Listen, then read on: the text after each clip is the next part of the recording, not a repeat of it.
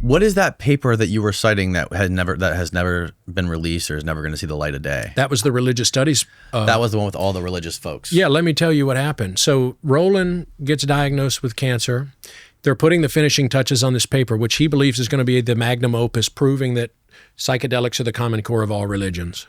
What happened was a controversy happened at Johns Hopkins.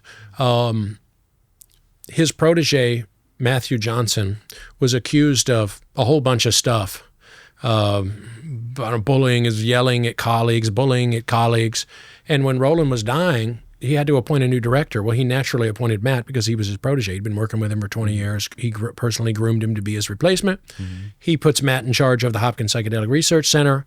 Other people are mad who basically are mad that he got the job and that are jealous and that maybe they have some, I don't know what their resentments were, but they were mad about it and didn't want him to be the director, so they made up a bunch of stuff.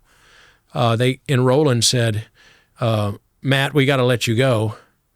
And it created this massive controversy, and that controversy led to the New York Times expose called The Psychedelic Evangelist, which exposed everything that was happening behind the scenes. If that would not have happened, the paper would have been released.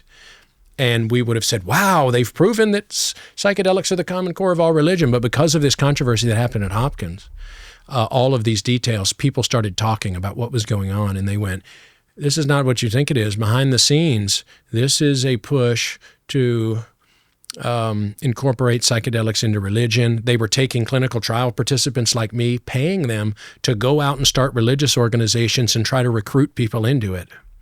Wow. And this was being paid for by the heir to the UPS fortune. His name's T. Cody Swift. And he wasn't just funding it and funding all of these groups by clinical trial participants.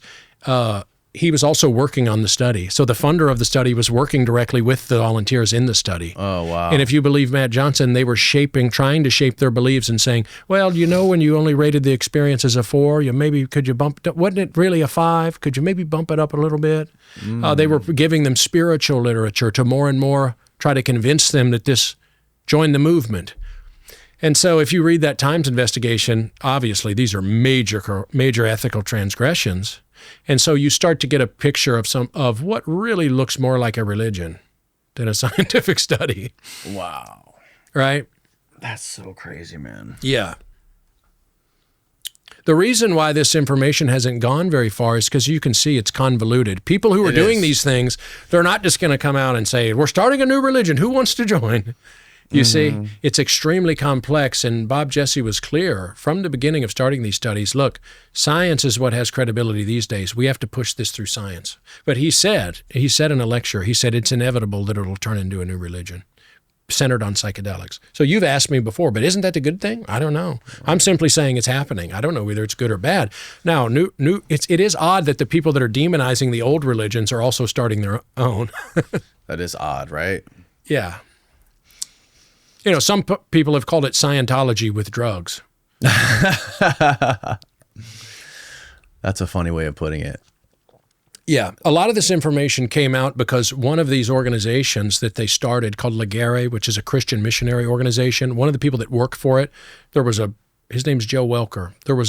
He became unsettled by what was happening, and he left the organization and leaked a bunch of emails and told what he knew and said, there's something going on here that people need to know about. And he published a series on Substack called the Psychedelic Religion of Johns Hopkins. I can't remember the title, but Brian was involved in that. And the interesting thing about that is all the stuff about Brian, a couple of weeks after it was published, all those parts disappeared. But I'd already printed them out. What do you mean they disappeared? They disappeared from the internet. They're no longer there. If you go look at it now, he doesn't mention him. But Substack has this nice feature that it's a newsletter service, meaning when you hit publish, it sends the email to your mailbox. So you have original record of the original documents. Wow. Yeah. So I looked and I go, hold on, there's a bunch of pieces missing now. What happened? I went back to look at it. This is interesting. All of the references disappeared. So I went back to the original emails. A bunch of it had been deleted. Yeah. People don't want you talking about this. They do not want you, hence my little message over there. Right. They don't want you talking about it. And most people you can dismiss, but I did the trial. I know more about this than most people do. I've been studying it for 10 years really intensely the scholarly literature. And not only did the clinical trial, and I've met most of these people and talked to them. So it wasn't so easy for them to dismiss me and say that, well, he doesn't know what he's talking about. Well, I do know what I'm talking about. I did the trial. You didn't. You know, and it also came out, we should say that Roland himself was using psychedelics during these trials. Right. While he was studying them, he had also been taking them himself at his house, which he even admitted on the Tim Ferriss podcast, convinced him that it was true, that this must be true. All of these ideas are true. Perennialism, psychedelic theory of religion. You see? The perennialism idea is very interesting. It is, isn't it? How, like, I think the way you described it, how like everyone speaks a different language, but the fundamental archetypal stories are all the same, just like it presented in different packaging. Yes, and you know how they came to these conclusions. I'll give you a very, very short summary. The literature that they're reading, what happened, Danny, is people like Mircea Eliade and Jung, what they did is take all of this information on old mystery cults and old religions from all around the world, all the different pagan religions, all the different primitive religions, and they synthesized them. They took reports of mystical experiences from all over the world, they synthesized them into one generic and said, these are the basic features. These are the basic features of this mystical, religious, psychedelic experience. They synthesize them. Do you see what I'm saying? Mm-hmm. And then... But they cherry picked certain things. Yes. Yeah. Yes. What they're doing is using all of this literature on religions essentially to create a new religion that they believe is a universal religion. And the way that they've done that is by citing literature in which we know that those people, rather than providing accurate information about all these different religions, were leaving out the parts, and they said it themselves, the parts that don't fit and that don't share the common core, we just kind of push that to the side and take an eraser and take that off in order to create this universal religion, which they believe couldn't replace all of these other religions. You see? So what you see is the buildup to a new universal religion. And here's what I think your audience should impress upon them. You know, one of the books that has influenced them is a book called Global Mind Change by Willis Harman, who was at Stanford, one of the early psychedelic researchers. Much of this stuff was funded by the CIA. And really? Yes, he was an electrical engineer and a teacher at Stanford. And he was involved early on with psychedelic drugs, and he was a major enthusiast.